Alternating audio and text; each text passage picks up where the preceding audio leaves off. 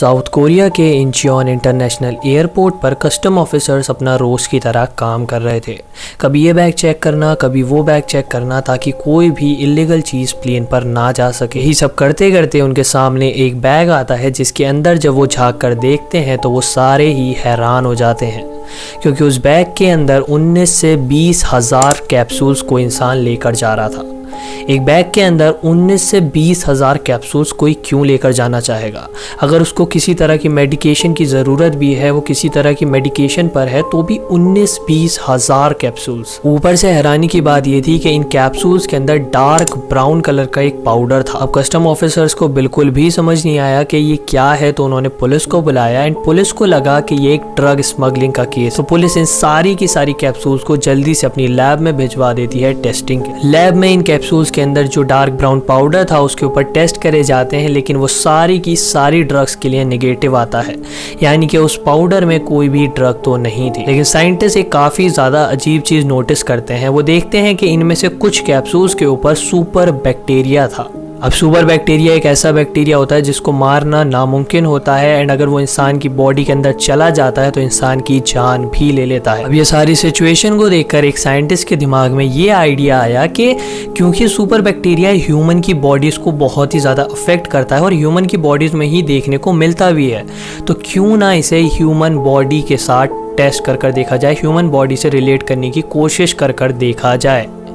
और जब उन्होंने ऐसा करा तो रिजल्ट पॉजिटिव भी आए, यानी कि इस कैप्सूल के अंदर ये जो डार्क ब्राउन कलर का पाउडर था वो एग्जैक्टली मेल खा रहा था ह्यूमन फ्लैश से। किसी ने एक इंसान की बॉडी से उसका फ्लैश काट कर निकाला था, उसको पीस कर पाउडर बनाया था और इन कैप्सूल्स में भर दिया था।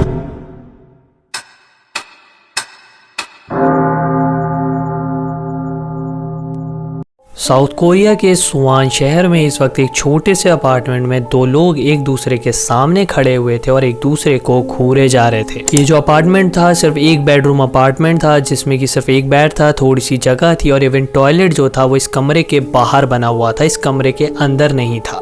ये छोटा सा ही कमरा था और एक पूरा प्रॉपर तुम कह सकते हो सीरियल किलर हाइड आउट वाली वाइब दे रहा था। बहुत ही ज़्यादा गंदी बदबू थी, सारा सामान इधर उधर फैला हुआ था, अलग अलग तरह के चाकू भी रखे हुए थे यहाँ पर। और ये जो दो लोग आमने सामने खड़े हुए थे, इनमें से एक था 42 ईयर्स का ओवान, जो कि इस अपार्टमेंट का ओनर भी था, और उसके सामने खड़ी हुई थी 28 साल की एक लड़की जिसका नाम था किमी।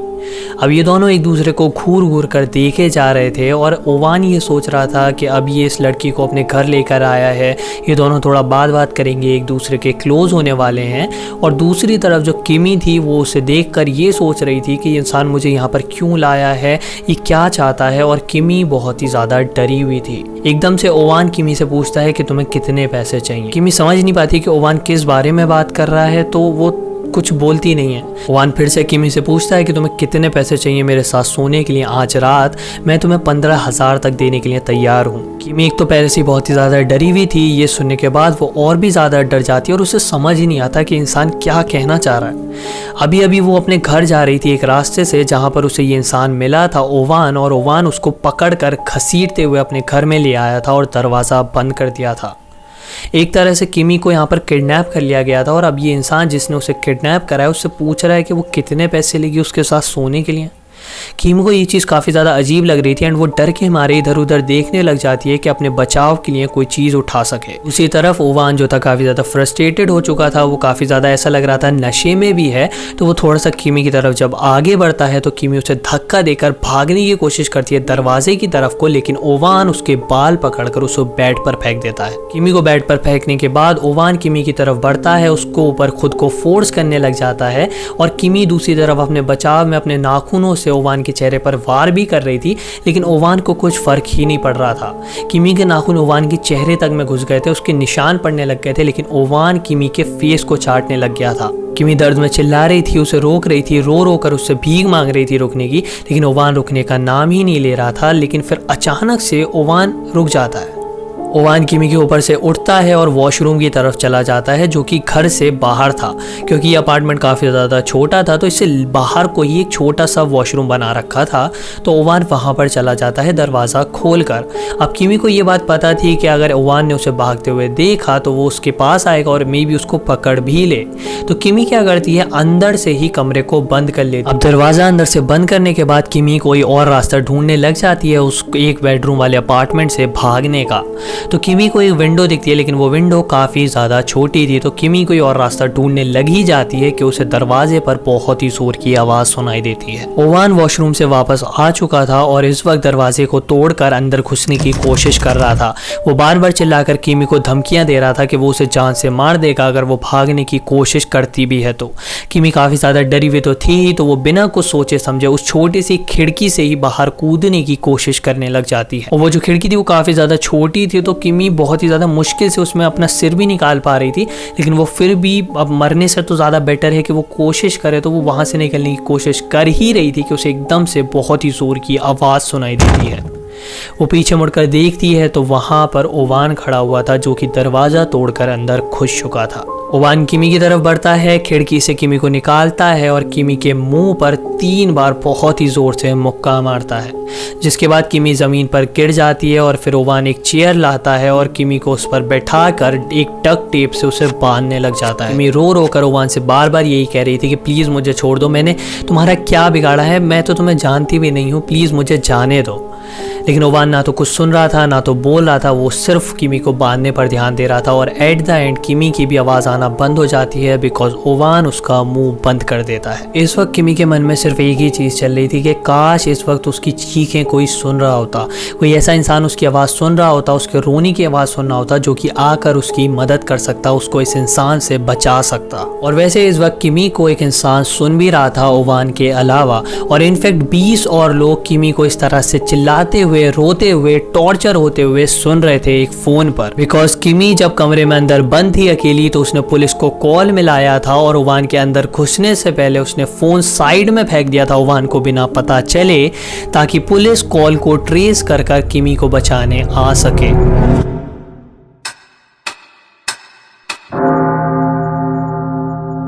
अब पुलिस ने जिस तरह से इस केस को डिस्क्राइब करा प्रेस कॉन्फ्रेंस में, वो काफ़ी ज़्यादा इंटरेस्टिंग था।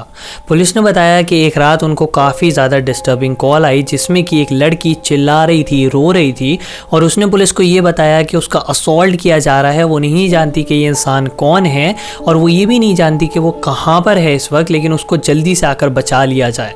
और इसके बाद 15 सेकेंड के अंदर वो कॉल कट हो गई थी। पुलिस ने ये बताया कि 15 सेकंड के अंदर फ़ोन कॉल को ट्रेस करना इम्पॉसिबल था, और उनको समझ नहीं आया कि वो क्या करें। उनको ये नहीं पता कि ये लड़की कहाँ पर है, उनको ये नहीं पता कि लड़की दिखती कैसे है, तो वो ढूंढने के लिए किसे जाएं। तो उन्होंने सोचा कि एटलीस्ट हम जो आसपास के लोकल पार्क्स हैं, रेजिडेंशियल इलाके हैं, वहाँ पर चलकर एक बार देख तो लेते हैं, क्योंकि ये लड़की चिल्ला रही है तो मे भी हो सकता है कि हमें उसके चिल्लाने की ही आवाज़ आ जाए और हम जाकर उसे बचा सकें। तो पुलिस ने तो ये बताया कि उस रात वो फ़ौरन से, जैसे ये कॉल आई और उनको ये सारी चीज़ें दिमाग में आई, वो फ़ौरन से निकल गए उस लड़की को ढूंढने के लिए। उन्होंने ये भी बताया कि जब वो रेजिडेंशियल इलाकों में गए अपनी इन्वेस्टिगेशन करने के लिए, इस लड़की को ढूंढने के लिए उस रात में, तो रात के 2-3 बज रहे थे और वो नहीं चाहते थे कि किसी भी रेजिडेंट को जो कि सो रहा है इस टाइम पर परेशानी हो। उन्होंने क्या करा, वो अलग अलग घरों के पास गए, घरों की खिड़की और दरवाज़ों पर अपने कान लगाए, ये सुनने के लिए कि कोई लड़की चिल्ला तो नहीं रही है, किसी को मदद तो नहीं चाहिए। अब उनकी थ्योरी ये थी इसके पीछे कि बिकॉज कॉल पर वो लड़की बार बार मदद के लिए चिल्ला रही थी, रो रही थी, तो ऑब्वियसली वो जैसे ही पास जाएंगे किसी घर के, और अगर उस घर के अंदर वो लड़की है तो ऑब्वियसली उन्हें उसके चिल्लाने की आवाज़ आएगी, और वैसे वो एकदम खुश के उसे पकड़ लेंगे और उसे लड़की को बचा लेंगे। पूरी रात गुजर गई, उन्होंने हर जगह छान मार ली, जो कि उन्हें लगता था कि यहाँ पर वो लड़की हो सकती है, लेकिन उनको कहीं पर भी वो लड़की नहीं मिली। पहली बात तो उन्हें पता ही नहीं था कि वो लड़की दिखती कैसी है, दूसरा उनके पास एड्रेस नहीं था, तो उन्होंने कहा कि उन्हें मिल ही नहीं रही थी वो लड़की। अब सूरज निकलने वाला था और सारे पुलिस ऑफिसर्स अपने घर जाने ही वाले थे कि उनके पास एक औरत चलकर आती है। वो औरत उनके पास चलकर आती है और उनसे पूछती है कि आप लोग यहाँ पर क्या कर, जिस पर कि पुलिस ऑफिसर उस औरत को बताते हैं कि हम एक लड़की को ढूंढ रहे हैं जिसको कि पिछली रात पर किडनैप करा गया था। क्या आपको पता है किसी ऐसी लड़की के बारे में जो कि काफी ज्यादा मदद के लिए चिल्ला रही हो, या फिर आपने देखा हो कि कोई इंसान उसे पकड़ कर लेकर जा रहा हो? तो वो औरत पुलिस को बताती है कि नहीं, मैंने ऐसा तो कुछ नहीं देखा, लेकिन मैंने रात में अभी जो पिछली रात थी उसमें एक हस्बैंड वाइफ को लड़ते झगड़ते हुए देखा था। मुझे ये लगा कि ये दोनों हस्बैंड वाइफ हैं और आपस के किसी मसले पर लड़ रहे होंगे, तो मैंने इतना इंटरफेयर नहीं करा। पुलिस ने उससे पूछा कि तुम्हें क्यों लगा वो दोनों हस्बैंड वाइफ हैं, मतलब वो क्या बहुत ही ज़्यादा अपने आप को हस्बैंड वाइफ कहकर एड्रेस कर रहे थे, या फिर मतलब क्यों लगा तुम्हें ऐसा? जिस पर कि उस औरत ने बोला नहीं, वो ऐसे कुछ हस्बैंड वाइफ तो नहीं कर रहे थे, या फिर कुछ ऐसे बहुत ज़्यादा प्यारे वर्ड्स तो अपने लिए यूज़ नहीं कर रहे थे, बल्कि जो लड़की थी वो बचाओ बचाओ चिल्ला रही थी, लेकिन मुझे फिर भी लगा कि वो दोनों हस्बैंड वाइफ हैं, इसीलिए मैंने उस पर ध्यान नहीं दिया। पुलिस को काफ़ी ज़्यादा अजीब लगी ये बात, लेकिन उन्होंने फिर भी उस औरत से पूछा कि क्या तुम्हें पता है वो दोनों कहाँ गए थे? तो उस औरत ने बोला कि हाँ मुझे पता है, वो सामने वाले घर में गए थे। पुलिस ने जब देखा उस तरफ कोई काफ़ी ज़्यादा ओल्ड सा, काफ़ी ज़्यादा अजीब सा घर, इसके दरवाजे पर जंग लगी हुई थी और ऐसा लग रहा था कि वहाँ पर तो कोई रहता ही नहीं होगा। अब इस औरत के कहने पर पुलिस उस घर के पास जाती है और उस घर की विंडो से एक ऑफिसर अंदर की तरफ झाँकता है और चिल्लाकर अपने बाकी सारे ऑफिसर से कहता है कि जल्दी से अंदर घुसो, वो अंदर ही है और उसके हाथ में एक चाकू है। पुलिस दरवाज़ा तोड़कर फौरन से जब अंदर घुसती है तो उन्हें ओवान मिलता है, जिसके हाथ में एक बहुत ही ज़्यादा बड़ा चाकू था जिस पर खून लगा हुआ था। पुलिस जल्दी से ओवान को पकड़ती है और देखती है कि वो क्या कर रहा था। तो ओवान बेसिकली इंसान के मीट को छोटे छोटे हिस्सों में काट कर प्लास्टिक बैग्स में भर रहा था। पुलिस ओवान को पकड़कर जब बाथरूम की तरफ जाती है तो उनके सामने एक बहुत ही ज़्यादा भयानक मंजर आता है। पुलिस देखती है कि बाथरूम में एक इंसानी स्केलेटन पड़ा हुआ है, जिसकी आधी बॉडी पर से पूरा उसका मीट काट कर निकाल लिया गया है, तो आधी बॉडी पर अभी भी मीट बचा हुआ है।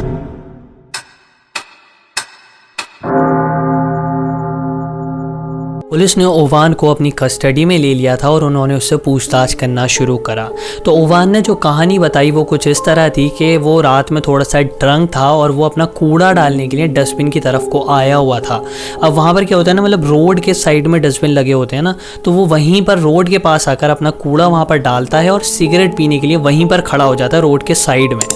वो सिगरेट पी ही रहा था कि वहाँ पर एक लड़की उससे टकरा जाती है गलती से और ओवान उस लड़की पर चिल्लाने लग जाता है, लेकिन वो लड़की इतना कुछ जवाब नहीं देती ओवान को। तो ओवान को और भी ज़्यादा गुस्सा आ जाता है और वो उस लड़की को घसीट कर अपने साथ अपने घर पर ले आता है और उसके साथ फिजिकल होने की कोशिश करता है ज़बरदस्ती। वो लड़की मना करती है तो ओवान को गुस्सा आ जाता है और फिर वही सारे इवेंट्स होते हैं जो कि मैंने तुम्हें स्टार्टिंग में बताया कि ओवान उसको फोर्स करने की कोशिश करता है। ओवान फिर वॉशरूम जाता है, वो लड़की बंद कर लेती है अपने आप को, वो लड़की मतलब किमी ही अंदर से बंद कर लेती है खुद को। पुलिस को कॉल मिलाती है, फ़ोन साइड में फेंक देती है, फ़ोन कट हो जाता है। जैसे कि पुलिस ने बताया 15 सेकेंड की वो कॉल थी। फिर ओवान कमरे में आता है, किमी को उस चेयर पर टेप से बांध देता है और उसने ये बताया कि किमी को उस चेयर पर बांधने के बाद वो काफ़ी ज़्यादा थक गया था, तो वो बेड पर वहीं पर सो जाता है। 5 बजे के अराउंड ओवान का अलार्म बजता है। ओवान उठता है और वो किमी को देखता है तो उसे लगता है अब तो किमी सो रही होगी या फिर काफ़ी ज़्यादा थक गई होगी, तो अब वो उसका असॉल्ट कर सकता है। वो किमी के पास जाने की कोशिश करता है तो किमी उसे फ़ौरन से पीछे धकेल देती है। वो देखता है कि किमी अभी भी जगी हुई है और वो पूरी रात इतने डर में थी कि वो सो ही नहीं पाई। अब ओवान को ये सब देखकर बहुत ही ज़्यादा गुस्सा आ जाता है। वो क्या करता है, वो किचन में जाता है, एक रेंच उठाकर लाता है और किमी के सर पर 2 बार उसी रेंच से बहुत ही जोर से मारता है। किमी ने हिलना डुलना बंद कर दिया था, उसके सर से बहुत ही ज़्यादा खून बहने लग गया था और ये सब देखकर ओवान को लगता है कि किमी की डेथ हो चुकी है। तो ओवान क्या करता है, किमी को इसी हालत में छोड़कर अपने कमरे से बाहर चला जाता है सिगरेट पीने के लिए। 2-3 मिनट बाद जब वो सिगरेट पीकर वापस से कमरे में आता है तो उसे लगा था कि किमी मर चुकी होगी, लेकिन वो देखता है कि किमी अभी भी थोड़ी बहुत हिलने की कोशिश कर रही है और उठने की कोशिश कर रही है, लेकिन उसे उठा नहीं जा रहा है बिकॉज उसको बहुत ही बुरी चोट लग चुकी है। ये देखकर ओवान को और भी ज़्यादा गुस्सा आया। उसने क्या करा, एक स्कार्फ लिया और किमी के गर्दन की तरफ लपेटा और तब तक उसे दबाता रहा किमी की गर्दन को जब तक कि उसकी डेथ नहीं हो गई, जब तक कि किमी ने सांस लेना बंद नहीं कर दिया। जब उसे ये यकीन हुआ कि किमी ने अब हिलना डुलना बंद कर दिया है, उसके हाथ पैर नहीं चल रहे हैं, वो सांस नहीं ले रही है, तो वो वहीं पर किमी के सामने बैठ गया उसकी गर्दन को छोड़कर। ओवान को अभी भी लग रहा था कि मे बी हो सकता है किमी अभी भी जिंदा हो, तो उसने क्या करा, वो एक चाकू लाया और किमी की बॉडी को काटने लग गया। और यही सब करते करते उसने किमी के बॉडी का जो फ्लैश था उसको 350 इवन पीसेस में काटा था। और यही कहानी थी जो ओवान ने पुलिस को बताई थी कि वो काफ़ी ज़्यादा ड्रंक था रात में, एक लड़की उससे टकरा गई, तो ओवान को काफ़ी ज़्यादा ह्यूमिलेटेड फील हुआ और इसीलिए उसने इस लड़की को पकड़ा, उस लड़की के साथ इंटीमेट होने की कोशिश करी और जब इस लड़की ने मना करा तो ओवान को इतना गुस्सा आया कि उस लड़की की जान ले ली, वो भी इतनी ब्रूटली। अब ये वो कहानी थी जो पुलिस को ओवान ने बताई थी और यही सारी बातें प्रेस में बताकर पुलिस ने ये कहा कि हमने अपनी पूरी कोशिश करी एंड हम जितना ज़्यादा कर सकते थे हमने उतना ज़्यादा जल्दी अपना एक्शन लिया एंड 13 घंटे के अंदर अंदर किलर को पकड़ भी लिया। हमें अफसोस है कि हम उस लड़की को नहीं बचा पाए, लेकिन हमने अपनी पूरी कोशिश करी। हमारे ऑफिस में उस वक्त 35 ऑफिसर्स थे और हमने 35 के 35 ऑफिसर्स को इसी केस पर लगा दिया था फ़ौरन से फ़ौरन। उस कॉल आने के बाद से लेकर अभी तक हम लगातार इस केस पर काम कर रहे थे। हमें बहुत अफसोस है हम उस लड़की को बता नहीं पाए, लेकिन फाइनली हमने किलर को पकड़ लिया है। अब ये पूरा केस तो एक तरह से यहाँ पर ख़त्म हो ही जाता, लेकिन सिटीजन्स ने कुछ अजीब चीज़ें नोटिस करी और जब सिटीजन्स को ये केस थोड़ा सा ऐसा लगा कि यहाँ पे कुछ तो फिशी चीज़ें हो रही हैं, तो जो बड़ी न्यूज़ चैनल से साउथ कोरिया के उन्होंने भी इस केस में और डीपली देखना शुरू करा और इसके बाद एक एक कर जो उन्होंने चीज़ें निकाली लोगों के सामने, उसके बाद सभी पुलिस से बहुत ही ज़्यादा नाराज़ हो गए थे। पहली चीज़ जो उन्होंने नोटिस करी वो ये थी कि पुलिस ने बोला जैसे ही वो 15 सेकेंड वाली कॉल कट हुई, उन्होंने अपने ऑफिस में जितने भी 35 ऑफिसर्स थे उस टाइम पर उन सबको लगा दिया था किमी को ढूंढने के लिए। लेकिन एक्चुअल में उस दिन जिस दिन किमी ने इन्हें कॉल करा था, उस रात में पुलिस स्टेशन में सिर्फ और सिर्फ 20 ऑफिसर ही थे। तो पुलिस ने 35 ऑफिसर्स को कैसे काम पर लगा दिया था। दूसरी चीज़ उन्होंने ये पिन आउट करी कि अगर तुम एक केस को इतनी ज़्यादा प्रायोरिटी दे रहे हो कि जैसी वो कॉल कट हुई तुमने सारे ऑफिसर्स को काम पर लगा दिया इस लड़की को ढूंढने के लिए, तो तुम्हें इस चीज़ में क्या दिक्कत है कि तुम घर में घुसकर पूछताछ कर लो लोगों से। मैंने तुम्हें बताया था कि वो गए तो थे रेजिडेंशियल इलाके में पूछताछ करने और फिर देखने, लेकिन वहाँ पर उन्होंने किसी को जगाया नहीं था बिकॉज उनको ये चिंता थी कि रेजिडेंट्स बेचारे थक हार कर सोए हैं तो अब उन्हें उठाना सही नहीं रहेगा इतनी रात में। तो उन्होंने क्या करा था, वो घरों के पास गए और कान लगाकर सुन रहे थे, कोशिश कर रहे थे कि आवाज़ आएगी किमी की, ऐसे कर कर। तो वो खिड़की दरवाज़ों पर जाते थे, कान लगाते थे, आवाज़ नहीं आती थी तो आगे बढ़ जाते थे। और जैसे कि मैंने तुम्हें बता ही दिया था कि ओवान ने जो किमी का मुंह था उसको टेप से बंद कर दिया था, तो आखिर वो कैसे चिल्लाएगी, कैसे मदद के लिए किसी को बुलाएगी। ऊपर से पुलिस ने ये भी बताया कि ओवान का ये पहला मर्डर था और ये बात सुनकर लोग काफ़ी ज़्यादा हैरान हो गए। मतलब एक इंसान जिसने अपना पहला मर्डर करा है, वो इंसान अपने पहले ही मर्डर में अपने विक्टिम की बॉडी को 350 पीसेस में कैसे काट सकता है। और ये सारी चीज़ें देखकर लोगों ने यही स्पेकुलेशन लगाई कि ओवान को पहले से ही पता था कि किमी कौन है, किमी क्या करती है और किमी का घर का रास्ता क्या है। और वहाँ पर उस रात में जो ओवान वहाँ पर गया था, उस सड़क पर किमी को किडनैप करने के लिए ही गया था, उसको पहले से पता था कि किमी यहाँ से जाएगी। तो ये बेसिकली एक प्री प्लान्ड मर्डर था। अब जब सिटीजन जो थे साउथ कोरिया के, वो ये सारी थ्योरीज बनाने लग गए थे, पुलिस को बहुत ज़्यादा क्रिटिसाइज करने लग गए थे इन सारे पॉइंट्स को लेकर, तो पुलिस ने ये बात कंफर्म करी। उन्होंने बोला कि हाँ, हमसे थोड़ी सी गलती हो गई। उस रात हमारे जो ऑफिस था, जो पुलिस स्टेशन था, उसमें 35 ऑफिसर्स नहीं थे, 20 ही ऑफिसर्स थे और उन 20 ऑफिसर्स को ही हमने काम पर लगाया था इस केस पर। लेकिन हमने फिर भी काफ़ी ज़्यादा अच्छा काम करा बिकॉज हमने 13 घंटे के अंदर उस किलर को पकड़ लिया। हाँ, हम उस लड़की को नहीं बचा सके, बट वो काफ़ी ज़्यादा मुश्किल था बिकॉज वो 15 सेकंड की कॉल थी और 15 सेकंड की कॉल को ट्रेस करना नामुमकिन होता है। लेकिन हमने फिर भी उस किलर को पकड़ा, तो वो अपनी बढ़ाई कर रहे थे बेसिकली इस चीज़ में भी। और इस चीज़ पर जो सिटीजन्स थे उन्होंने ये बोला कि ठीक है, आप वो 15 सेकंड की कॉल को पब्लिक के लिए रिलीज़ कर दो एंड हम वो कॉल सुनेंगे जो किमी ने आप लोगों को पुलिस स्टेशन में करी थी, वो 15 सेकंड की कॉल, और हम बताएंगे कि क्या आपने सही काम करा या नहीं करा। पहले तो पुलिस ने इस बात को टालने की कोशिश करी कि वो ना निकालें इस 15 सेकंड की कॉल को, लेकिन एट द एंड उन्होंने ट्रांसक्रिप्ट निकाली इस कॉल की। ट्रांसक्रिप्ट बेसिकली जो बातें उस कॉल में हुई थी उसको इन द रिटन फॉर्मेट उन्होंने पब्लिक के लिए रिलीज़ करा बेसिकली।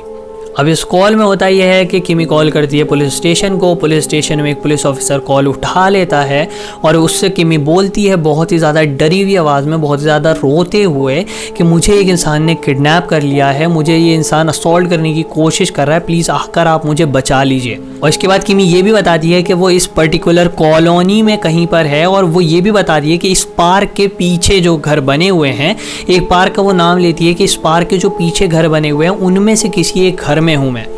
मुझे एग्जैक्टली ये नहीं पता कि मैं किस घर में हूँ, लेकिन मैं इस पार्क के पीछे वाले जो रेजिडेंशियल इलाके हैं उनमें से किसी एक घर में हूँ। ये सुनकर जो दूसरी तरफ ऑफिसर था वो जल्दी से किमी से कहता है कि आप फ़ोन पर ही रहिएगा, मैं आपकी कॉल को ट्रेस करना शुरू कर रहा हूँ। तो मैं उसको थैंक यू बोलती है और फिर वहाँ पर ये लोग वेट कर ही रहे होते हैं कि दूसरी तरफ से ऑफिसर किमी से दोबारा से पूछता है कि आपने अभी अभी कहा कि आपको असॉल्ट कर रहा है कोई, जिस पर किमी कहती है कि हाँ, मुझे इंसान असॉल्ट करने की कोशिश कर रहा था, मुझ पर फिजिकल होने की कोशिश कर रहा था और ये इंसान ने मुझे किडनैप कर लिया है, मुझे नहीं पता ये इंसान कौन है और प्लीज़ आप जल्दी से मुझे ट्रेस करिए, मुझे बचाने के लिए आइए। अभी वो बाहर गया था तो मैंने अंदर से कमरा बंद कर लिया है। इस पर ऑफिसर दोबारा से किमी से पूछते हैं कि आपने कमरा बंद कर लिया है, आप उस इंसान को जानते हो क्या, मतलब वो इंसान बाहर क्यों गया है कमरे से।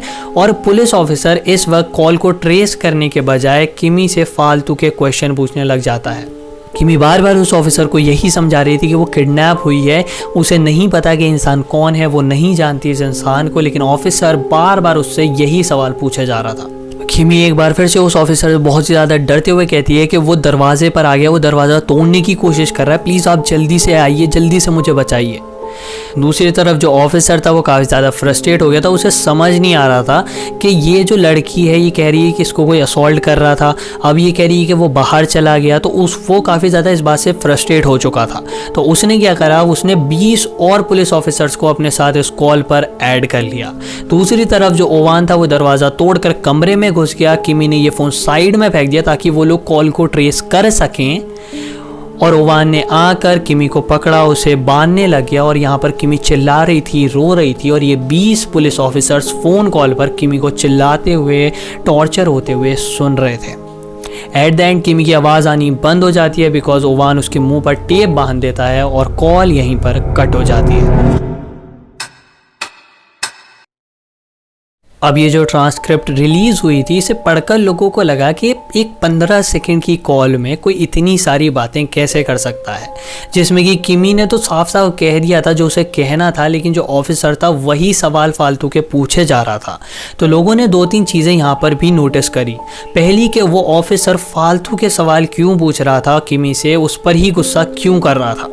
दूसरी बात कि ये कॉल जो थी 15 सेकंड की नहीं थी बल्कि 1 मिनट 20 सेकंड की ये पूरी कॉल थी। लोगों ने ये चीज़ तो नोटिस करी ही, लेकिन लोगों ने ये भी नोटिस करा कि कॉल की स्टार्टिंग में ही किमी ने अपना एग्जैक्ट एड्रेस बता दिया था। मतलब एग्जैक्टली उसने नाम नहीं लिया था कि वो यहाँ पर है, लेकिन उसने ये तो बता दिया था ना कि वो इस कॉलोनी के, इस पार्क के पीछे वाले घरों में से एक घर में है। लेकिन पुलिस का क्या था, पुलिस तो घरों के पास जा रही थी, कान लगाकर कोशिश कर रही थी कि किसी की आवाज़ आए चिल्लाने की तो वो अंदर घुसे। अब जो सिटीजन्स थे वो और भी ज़्यादा गुस्सा हो गए थे पुलिस पर ये सारी चीज़ें देखने के बाद। वो उन 3 पॉइंट्स पर तो कायम थे ही, लेकिन सबसे बड़ी बात उनके मन में ये थी कि पुलिस ने क्यों ये झूठ बोला कि कॉल 15 सेकंड की थी जबकि कॉल 1 मिनट 20 सेकंड की थी। इस पर कि पुलिस ने ये बोला कि हाँ, हमसे गलती हो गई, sorry for that, call 15 second की नहीं थी बल्कि 1 मिनट 20 सेकंड की थी, लेकिन वो काफ़ी नहीं थी कॉल ट्रेस करने के लिए, मतलब ये पता लगाने के लिए उस कॉल को ट्रेस कर करके किमी कहाँ पर है एग्जैक्टली। और वो जो लोकेशन उसने बताई थी वो भी एग्जैक्टली सही नहीं थी। और जब बात निकली है तो ये भी बताना चाहेंगे हम कि कॉल जो थी, एक्चुअल कॉल, वो 7 मिनट 36 सेकेंड्स की थी। मतलब जो फ़ोन कॉल किमी ने पुलिस को करी थी वो पहले 15 सेकेंड थी, उसके बाद 1 मिनट 20 सेकेंड हुई और अब पुलिस बता रही थी कि 7 मिनट और 36 सेकेंड्स की ये एक्चुअल कॉल थी पूरी।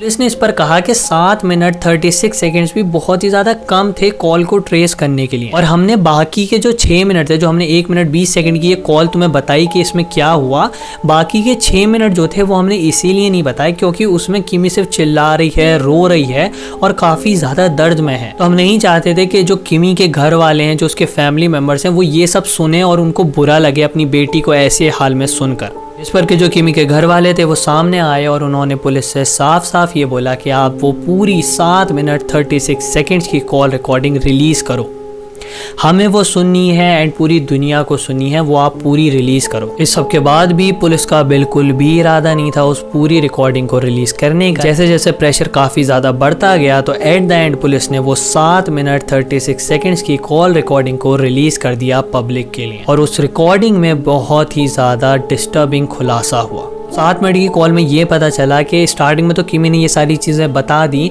और जब ओवान वहाँ पर आ गया था तो किमी ने साइड में जब वो फेंक दिया था फ़ोन ताकि ये लोग ट्रेस कर सकें कॉल पर, किमी वहाँ पर चिल्ला रही थी, रो रही थी, माफ़ी मांग रही थी ओवान से और उससे कह रही थी रुकने के लिए। और दूसरी तरफ ट्रेस करने के बजाय, कॉल को ट्रेस कर कर यहाँ पर आकर किमी को बचाने के बजाय वहाँ पर जो 20 पुलिस ऑफिसर्स थे ये आपस में बात कर रहे थे। और वहाँ पर साफ साफ हमें इस रिकॉर्डिंग में सुनने को मिलता है कि एक ऑफिसर दूसरे ऑफिसर से ये बोल रहा था कि हो सकता है ये दोनों एक दूसरे को जानते हों और मे बी ये दोनों मैरिड हों और आपस में लड़ाई चल रही हो इनकी। जो सुनकर के एक दूसरा ऑफिसर फ्रस्ट्रेट होकर ये बोलता है कि कॉल कट कर दो, और वहाँ पर कॉल कट हो जाती है 7 मिनट 36 सेकेंड्स के बाद। पहले पुलिस ने ये कहानी बनाई थी कि सिर्फ 15 सेकंड की कॉल थी और उसको ट्रेस करना नामुमकिन था, और दूसरी तरफ से 15 सेकंड के बाद कॉल कट हो गई थी। ये पता चला कि पूरी कॉल 1 मिनट 20 सेकंड की थी, तो पुलिस ने इस पर यह कहा कि हाँ कॉल थी तो इतनी ही, लेकिन हम इसको ट्रेस नहीं कर पाए क्योंकि ये भी काफ़ी ज़्यादा कम टाइम था और 1 मिनट 20 सेकंड के बाद उधर से ही कॉल कट हो गई थी। अब जब एक्चुअल कॉल रिकॉर्डिंग निकल कर आई तो ये पता चला कि 7 मिनट और 36 सेकंड्स के बाद पुलिस ने ही अपनी तरफ से कॉल कट कर दी थी। ये भी बाद में पता चला कि ओवान ने लगभग 6 घंटे तक लगातार किमी की बॉडी से मीट को निकाला, छोटे छोटे पीसेस में काटा और उनको प्लास्टिक बैग्स में भर रहा था। लगभग 6 घंटे तक वो लगातार ये काम कर रहा था, और ये भी बताया गया कि उसने फ़ोन में अपनी एक एक्सप्लिसिट वीडियो चलाई हुई थी जिसे सुनते हुए वो ये सब काम कर रहा था। मतलब एक एक्सप्लिसिट वीडियो को वो देखते हुए किमी की बॉडी पर से मीट निकालकर उसे काट रहा था छोटे छोटे पीसेस में। अब सवाल ये आता है कि ओवान ने ऐसा क्यों करा, बिकॉज अगर उसे बॉडी डिस्पोज ही करनी थी तो वो बड़े बड़े पीसेस में काट कर भी उन्हें छुपा सकता था या उनके साथ कुछ भी कर सकता था, लेकिन वो 6 घंटे तक लगातार बैठकर उसकी बॉडी पर से मीट निकालता है, उसको छोटे छोटे पीसेस में काट कर प्लास्टिक में भरता है। ऐसा क्यों कर रहा था? उसे क्या मिलने वाला था किमी की बॉडी पर जो मीट था उसे काट कर? बेसिकली तो मार्केट वगैरह तो जाते ही होगे। अब मार्केट में भी ना 3 तरह के अलग अलग मार्केट्स होते हैं। पहला मार्केट होता है वाइट मार्केट, जहाँ पर कि नॉर्मली तुम जाते हो, कोई ऐसे ही सामान लेकर आते हो, जैसे कोई चीज़ लेकर आए हो, ब्रेड लेकर आए हो, कपड़े लेकर आए हो, तो वो होता है वाइट मार्केट। दूसरा होता है ग्रे मार्केट, जहाँ पर कि रीसेलिंग का काम चलता है, मतलब कि तुमने नाइकी से एक जूते खरीदे और फिर उनको ही किसी और को बेच दिया। अब नाइकी इस चीज़ को मना करता है, वो मना करता है कि उसके जो प्रोडक्ट्स हैं उनको रीसेल ना करा जाए, लेकिन ये काम कोई इलीगल काम नहीं है, ये बस ऐसा काम है जो कि तुमने कर दिया। ये आता है ग्रे मार्केट में, रीसेलिंग वाला काम। तुमने एक इंसान से चीज़ खरीदी और दूसरे इंसान को बेच दी, ये काम भी इलीगल नहीं है। लेकिन जो थर्ड मार्केट आता है वो है ब्लैक मार्केट, और ब्लैक मार्केट में सारी इलीगल चीज़ें बेची जाती हैं। और ब्लैक मार्केट में सारी इलीगल चीज़ें ही बेची जाती हैं, वेपन से लेकर ड्रग्स से लेकर हर तरह की इलीगल चीज़ को यहाँ पर बेचा जाता है। ब्लैक मार्केट में ही एक और मार्केट आती है, ब्लैक मार्केट का ही सब सेक्शन समझ लो तुम, वो होता है रेड मार्केट। अब ये जो रेड मार्केट होता है यहाँ पर स्पेसिफिकली ह्यूमन मीट को बेचा जाता है, या तो डायरेक्ट जो इंसान की डेड बॉडी होती है पूरी की पूरी उसे बेचा जाता है, या फिर उसकी डेड बॉडी उसको लेकर आया जाता है, उनको काटा जाता है अलग अलग पीसेस में एंड उनको बेचा जाता है। वरना तो रेड मार्केट में ही आता है वो जो तुम सुनते होगे ना कि बच्चों को पकड़ कर लेकर उनके हार्ट्स, उनके जो किडनीज वगैरह हैं उनको बेच दिया जाता है। यहीं पर वो आता है जो ब्लैक मार्केट का सब सेक्शन है रेड मार्केट, वहीं पर ह्यूमन ट्रैफिकिंग वाला पूरा सीन चलता है। यहीं पर डेड बॉडीज़ को भी बेचा जाता है, और यहीं पर जो डेड बॉडीज़ होती हैं उनको काट कर, उनको छोटे छोटे पीसेस में काट कर, उनको बहुत ज़्यादा पाउडरी फॉर्म में बनाकर कैप्सूल्स में भरा जाता है। अब सवाल आता है कि कोई इंसान ऐसी कैप्सूल्स को क्यों खाएगा जिसमें कि ह्यूमन मीट है, या फिर कोई इंसान ह्यूमन मीट ही क्यों खाएगा? तो इसका जवाब है मेडिकल कैनाबिलिज्म। तो बेसिकली इसके पीछे एक थ्योरी है। कुछ लोगों का ये मानना है कि जैसे कि अब तुम्हें कोई चोट लगती है अगर, तो तुम थोड़ा सा उसके ऊपर कुछ लगा लेते हो तो ह्यूमन बॉडी जो है खुद ही अपने आप को हील कर लेती है। जैसे कि तुम्हें चोट लगी, खुरंड आएगा, फिर अपने आप स्किन आ जाती है वहाँ पर। बेसिकली कि अगर मेरी खुद की बॉडी किसी ज़ख्म को ठीक नहीं कर पा रही है तो क्यों ना मैं दूसरे इंसान का वही पार्ट खा लूँ ताकि उसकी बॉडी का वो पार्ट मेरे ज़ख्म को ठीक कर दे। ऐसा मानना है लोगों का कुछ, और इसीलिए जो बेसिकली तुम कह सकते हो यहाँ के डॉक्टर्स हैं या मेडिकल कैनबलिज्म के एक्सपर्ट्स हैं, तुम उनके पास जाओगे और तुम उनसे कहोगे कि मेरी आंखें ठीक नहीं हो पा रही, मेरी आंखें काफ़ी ज़्यादा ख़राब हो चुकी हैं और मैं ठीक नहीं कर पा रहा हूँ उन्हें अपनी बॉडी से ही या फिर दवाइयाँ खाकर, तो वो जो एक्सपर्ट होगा मेडिकल कैनबलिज्म का, वो तुमसे कहेगा कि तुम किसी दूसरे इंसान की जिसकी आंखें सही हैं उसकी आंखें खा लो। रीज़न बीइंग के जो तुम्हारी आंखें हैं वो अपने आप को ठीक नहीं कर पा रही हैं, तो जब तुम दूसरे हेल्दी इंसान की आंखें खाओगे तो उसकी आंखें तुम्हारी आंखों को ठीक कर देंगी। काफ़ी ज़्यादा अजीब सा ये कॉन्सेप्ट है, लेकिन काफ़ी ज़्यादा लोग इस पर बिलीव करते हैं। अब एट द एंड ओवान के साथ क्या हुआ, ओवान को सज़ा मिली या नहीं? तो बेसिकली जो ओवान था उसका केस कोर्ट में ले जाया गया था और कोर्ट में उन्होंने सज़ा इस बेसिस पर नहीं दी कि उसने एक लड़की को किडनैप करा और उसको सेक्सुअली असॉल्ट करने की कोशिश करी। किमी का भाई था उसने खुद ये बोला, और काफ़ी सारे लोग ये मानते हैं कि क्योंकि ओवान जो था किमी के ट्वाइस था, साइज़ में भी वेट में भी, तो अगर वो चाहता किमी को सेक्सुअली असॉल्ट करना तो वो कर देता, लेकिन उसने ऐसा नहीं करा। उनका ये मानना है और काफ़ी सारे लोगों का यही मानना है सिटीजन्स वगैरह का इस केस से रिलेटेड कि ओवान को पहले से पता था कि किमी वहाँ पर आने वाली है। उसने किमी को किडनैप इसी मोटिव से करा था कि वो किमी का मीट काट कर रेड मार्केट में बेच देगा। जब उसने किमी को किडनैप करा तो मे भी हो सकता है उसके मन में ये ख्याल आया हो कि वो किमी को असॉल्ट भी कर दे मारने से पहले। उसने कोशिश करी लेकिन वो नहीं हुआ। उसका मेन मोटिव ये नहीं था कि वो सेक्सुअली असॉल्ट करे किमी को, उसका मेन मोटिव यही था कि वो किमी की बॉडी का मांस काटे और उसे रेड मार्केट में बेच कर पैसे कमाए। इसके काफ़ी सारे प्रूफ भी मिले थे, बिकॉज जो ओवान का वो घर था एक बेडरूम वाला जहाँ पे उसने ये सारा काम करा था, वहाँ पर काफ़ी सारे अजीब अजीब से हथियार भी थे, काफ़ी ज़्यादा शार्प नाइफ्स थे, एक सॉ रखी थी, सी वो जो होती है पूरी आरी टाइप की जो होती है ना, वो रखी हुई थी, जो कि काफ़ी ज़्यादा एविडेंट कर देता है इस बात को कि उसने ये सारी चीज़ें इसीलिए रखी थी ताकि वो किमी की बॉडी से मीट काट कर निकाल सके, उसका फ्लैश निकाल सके काट कर बेसिकली। और लोगों ने ये भी नोटिस करा कि ओवान ने किमी की बॉडी से तो उसका सारा फ्लैश काट कर निकाल लिया था, लेकिन उसने उसका मुंह पूरा छोड़ दिया था। मुंह पर उसने कुछ नहीं करा था, मुंह उसने पूरा ऐसे ही छोड़ दिया था, और उसने किमी के जो काफ्स थे उनको पूरा खाली छोड़ दिया था, उन पर उसने हाथ भी नहीं लगाया था।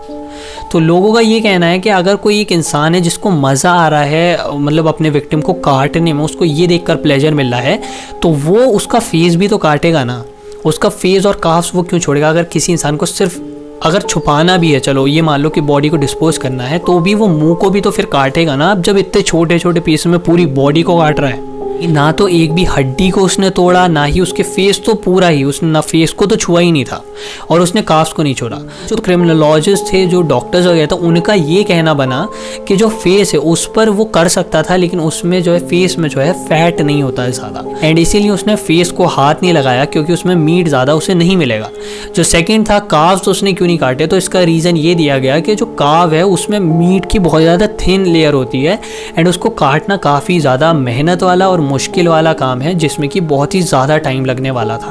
तो इसीलिए ओवान ने जो किमी का फेस था एंड उसके काफ्स थे उनको नहीं काटा था, और बाकी पूरी बॉडी का जो मीट था, जो फ्लैश था, उसने काट कर निकाल दिया था।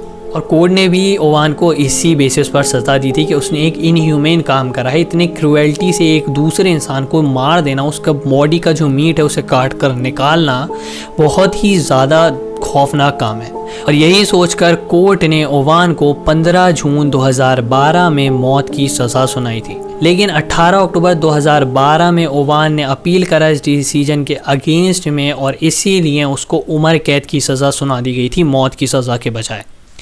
जो कोर्ट था वो ये प्रूव नहीं कर पाया कि ओवान का बेसिकली मोटिव क्या था उस केस से पीछे, जबकि सारे एविडेंस सामने ही थे। लेकिन खैर ओवान को पूरी उम्र कैद की सज़ा दे दी गई, और इसी के साथ ये केस यहाँ पर ख़त्म होता है।